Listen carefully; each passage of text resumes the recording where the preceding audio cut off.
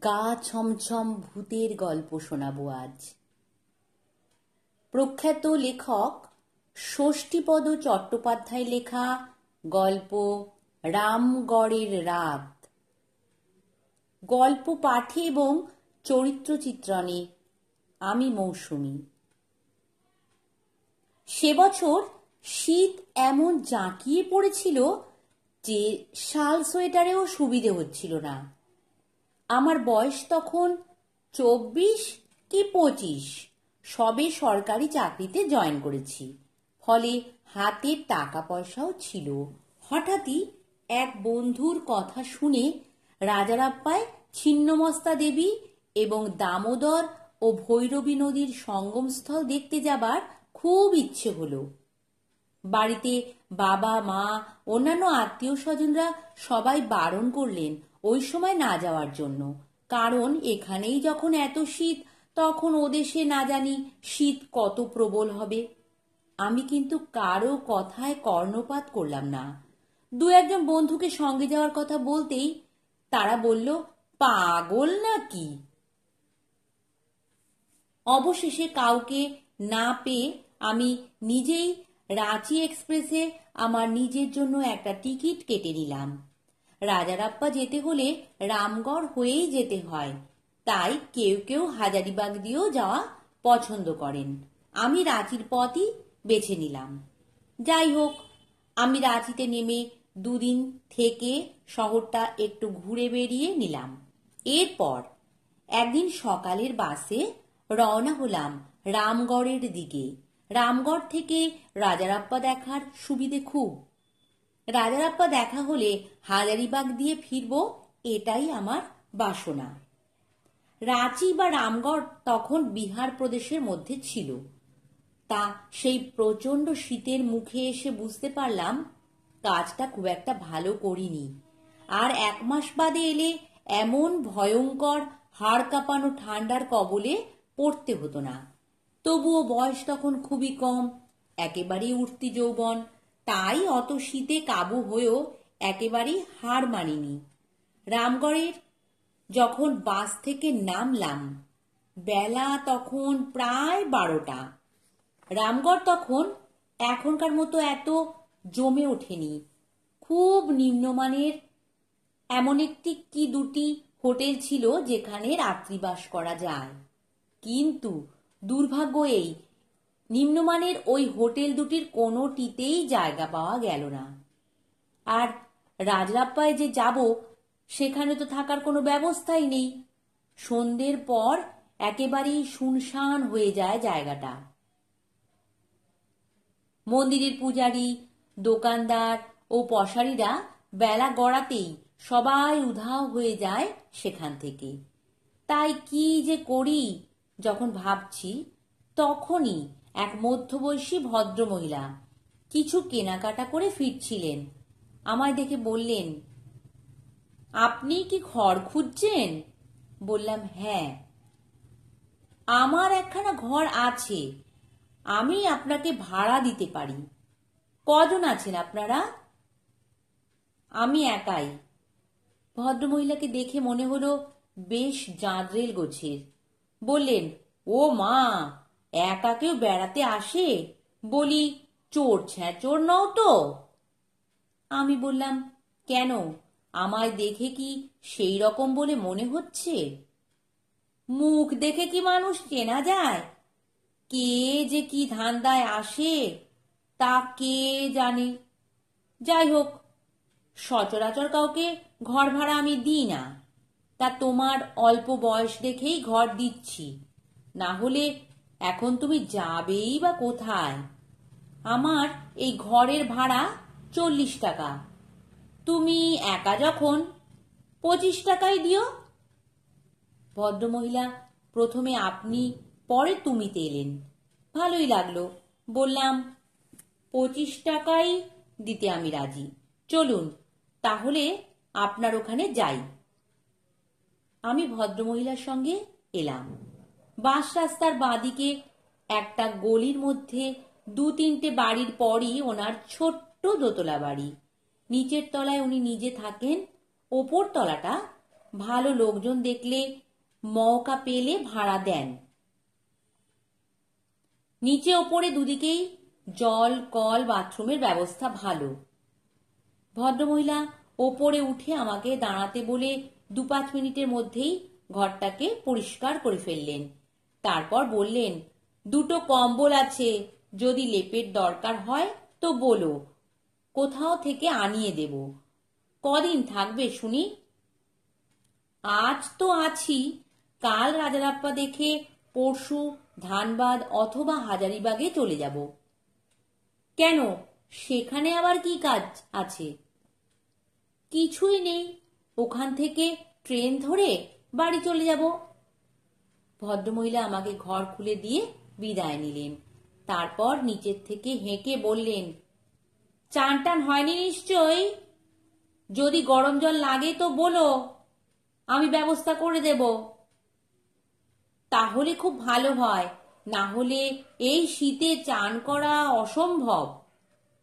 প্রায় মিনিট 10 বাদে ভদ্রমহিলা 1 বালতি গরম জল নিজেই নিয়ে এসে রেখে গেলেন আমার বাথরুমে। আমি প্রবল শীতকে উপেক্ষা করেও কোনো রকমে স্নানের পর্ব সমাধান করলাম। তারপর বাস রাস্তার ধারে কতকগুলো সস্তার হোটেলে উকিঝুঁকি মেরে দেখলাম আমার রুচি অনুযায়ী কোথাও কোনো খাবার পাওয়া যায় কিনা। এইভাবে ঘুরতে ঘুরতে মোটামুটি একটি হোটেল পেয়ে সেখানেই ঢুকে পড়লাম। ভাত, ডাল, তরকারি, মাছ সবই আছে এখানে, 7 টাকায় দমভর। এখানে খেতে বসেই রাজরাপ্পা যাওয়ার ব্যাপারে খোঁজ নিতে লাগলাম হোটেলের লোকেদের কাছে। হোটেলের মালিক বললেন, কাল সকালে যাবেন তো? আমার এই হোটেলের সামনেই অনেক ট্রেকার এসে জড়ো হবে, কোনো অসুবিধে হবে না।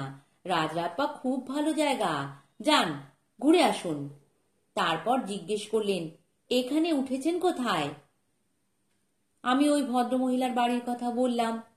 শুনে মালিক একটু গুম খেয়ে গেলেন। তারপর বললেন, 2 দিনের ভাড়ায় কি ওকে দিয়ে দিয়েছেন? বললাম, না, 1 দিনের ভাড়া দিয়ে দিয়েছি। তাহলে এক কাজ করুন, আজকে রাতটা কোনো রকমে ওখানে কাটিয়ে কাল সকালে রাজরাপ্পা যাওয়ার সময় ব্যাগ অ্যান্ড ব্যাগেজ নিয়ে এখানে চলে আসুন, আমি আপনার থাকার ব্যবস্থা করে দেব। তারপর একটু সময় কি যেন ভেবে বললেন, আপনি একা তো, একটা রাতই বা ওখানে কাটাবেন কি করে তা তো ভেবে পাচ্ছি না। আমি বললাম, কেন বলুন তো? ভদ্রমহিলা কিন্তু আমার সঙ্গে খুব ভালো ব্যবহারই করছেন। মালিক বললেন, ভদ্রলোককে দেখেছেন? না তো। ঠিক আছে, একটা রাত কোনো রকমে ওখানে কাটান, কাল আপনার ব্যবস্থা করে দেব। আমি আর কোনো কথা না বলে খাওয়া শেষ করে আবার নিজের আস্তানায় ফিরে এলাম। হোটেলের মালিক কেন যে আমাকে এখানে থাকতে না করছেন তা ভেবে পেলাম না। তবু ওর কথা শোনার পর আমার মনে কেমন যেন একটু ভয় ঢুকে গেল। যাই হোক, কনকনে ঠান্ডায় বেশ কিছুক্ষণ কম্বল মুড়ি দিয়ে শুয়ে থাকার পর ঘরে তালা দিয়ে বাইরে বেড়াতে চললাম। 2-1 দিনের জন্য তো এসেছি, সব সময় ঘরে শুয়ে থেকে কি করব? দিনের আলোয় জায়গাটাকে একটু ভালো করে ঘুরে দেখি। সিঁড়ি বেয়ে নিচে নামতেই ভদ্রমহিলার সঙ্গে দেখা হলো। ভদ্রমহিলা বললেন, আমাকে গরম জলের জন্য একটা টাকা দেবে বাবা। তারপর বললেন, দুপুরে কোথায় খেলে? আমি যে হোটেলে খেয়েছিলাম সেই হোটেলের নাম বললাম।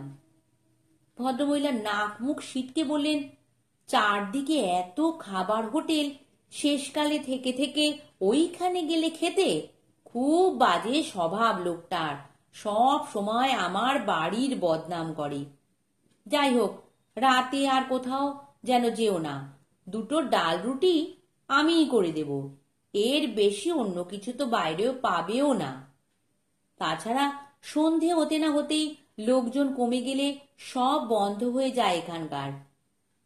আমি বললাম, বেশ তো, ডাল রুটিই খাবো, আমার জন্য 4খানা রুটি করবেন। আমি এবার আলাপ জমানোর জন্য বললাম, নিচের এই ঘর দুটোয় কি আপনি একাই থাকেন? না না, একা থাকবো কেন, আমার কর্তা আছেন, আমরা দুজনেই থাকি।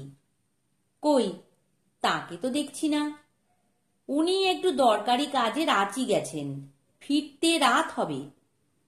আমি আর কথা না বাড়িয়ে একটি টাকা ভদ্রমহিলার হাতে দিয়ে বড় রাস্তায় এলাম। তারপর একটা দোকানে চা খেয়ে ঘুরতে লাগলাম পথে পথে। এদিকে অনেক ছোট ছোট পাহাড় ও এলাকা ঘিরে অনেক বন জঙ্গল আছে, তাই দেখে সময় কাটাতে লাগলাম। সন্ধে পর্যন্ত ঘোরার পর শীতের দাপট বৃদ্ধি পেলে স্বস্থানে ফিরে এলাম আবার। ভদ্রমহিলা তখন ঘরের কাজ করছিলেন। একবার আর চোখে তাকিয়ে দেখলেন আমার দিকে, তারপর আবার কাজে মন দিলেন। তখন লোডশেডিং চলছে। আমি টর্চের আলোয় পথ দেখে সিঁড়ি বেয়ে ওপরে উঠে ঘরের দরজা খুলতেই চক্ষু স্থির হয়ে গেল, কেননা দরজা খোলার সঙ্গে সঙ্গেই দেখলাম এক তরুণী ঘরের ভেতর থেকে আমার পাশ কাটিয়ে দ্রুত সিঁড়ি বেয়ে নিচে নেমে গেল। ওই দৃশ্য দেখে শিহরণ খেলে গেল আমার সারা শরীরে। কে এই তরুণী? আমার ঘরে ঢুকলো কি করে? তাছাড়া যখন থেকে আমি এখানে এসেছি তখন থেকে ওই ভদ্রমহিলা ছাড়া আর কাউকে তো আমি এখানে দেখিনি। তার চেয়েও বড় কথা, আমার তালাবন্ধ ঘরে ওই তরুণী ঢুকলো কি করে? আমি দ্রুত নেমে এলাম নিচে ভদ্রমহিলার কাছে। ভদ্রমহিলা বললেন, কিছু বলবে? আমি ওই আশ্চর্যজনক ঘটনার কথা বললাম ভদ্রমহিলাকে। শুনে উনি বললেন, ও তোমার মনের ভুল বাবা, কি দেখতে কি দেখেছ, না হলে তালাবন্ধ ঘরে কে ঢুকবে? আমি বললাম, মোটেই ভুল দেখেনি, তার মুখ আমি দেখেছি। দুপুরে কি তোমার ঘরের দরজা খোলা ছিল? না, আমি বন্ধ করেই শুয়েছিলাম। তাহলে হয়তো খিল দাওনি। চুরির মতলবে কেউ তোমার ঘরে ঢুকেছিল, পরে সারা পেট লুকিয়েছিল তক্তপোষের নিচে। এখন পকেট হাতে দেখো টাকা পয়সা তোমার সব ঠিকঠাক আছে কিনা। কথা বলতে বলতেই আলো জ্বলে উঠল। আমি আবার সিঁড়ি বেয়ে ওপরে উঠে আমার ঘরে ঢুকে দরজা বন্ধ করলাম। তারপর টাকা পয়সা ইত্যাদি যা ছিল ভালো করে দেখে নিলাম। এ ঘরের কোনো কিছুই খোয়া যায়নি। টাকা পয়সা তো খোয়া যাবার নয়, সব আমার মানিব্যাগে মাথার কাছেই ছিল। ঘরে ঢুকে বসলাম বটে, তবে আমার কিন্তু খুব ভয় করতে লাগলো। তার কারণ, এই ব্যাপারে ভদ্রমহিলার যদি কোনো কারসাজি থাকে তাহলে রাত বিরেতে বিপদে শেষ থাকবে না। এই অচেনা জায়গায় আমার নিজের কেউ না থাকলেও ওই হোটেল মালিক নিশ্চয়ই আমার পাশে এসে দাঁড়াবেন, কেননা তিনি তো আমাকে বলেছেন এই বাড়িতে আর না থাকতে। মন মেজাজ আমার এমনই খিঁচড়ে গেল যে কোনো কিছুই আর ভালো লাগলো না। তবে কাল সকালেই যে আমি এ বাড়ি ত্যাগ করব সে ব্যাপারে চরম সিদ্ধান্ত নিলাম। রাত 8টা নাগাদ ভদ্রমহিলা 4খানা রুটি আর 1 বাটি ডাল নিয়ে এসে দিয়ে গেলেন আমাকে। একটা কাচের বোতলে করে জলও দিলেন। আমার সঙ্গে রাঁচি থেকে নিয়ে আসা কিছু ক্ষীরের মিষ্টি ছিল, তাই দিয়ে বেশ তৃপ্তি করে ডাল রুটি খেয়ে নিলাম। চমৎকার রান্নার হাত ভদ্রমহিলার, এত সুন্দর ডাল বেঁধেছেন যে খেয়ে মন ভরে গেল। খাওয়া দাওয়ার পর বাথরুমে গিয়ে মুখ হাত ধুয়ে এসে দেখি পরপর 2টো জলের বোতল বসানো। দ্বিতীয় বোতলটা যে ভদ্রমহিলা কখন দিয়ে গেলেন তার টেরও পাইনি। যাই হোক, পেট ভর্তি করে জল খেয়ে ঘরে এসে দরজায় খিল দিলাম। তবু আরো একবার নিশ্চিন্ত হবার জন্য তক্তপোষের তলার দিকটা দেখে নিলাম ভালো করে। তারপর আলো নিভিয়ে শুয়ে পড়লাম। শুয়ে সেই রহস্যময় তরুণীর ব্যাপারে চিন্তা করতে করতে আপাতমস্তক কম্বল মুড়ি দিয়ে ঘুমানোর চেষ্টা করলাম। অনেক পরে ঘুমিয়েও পড়লাম একসময়।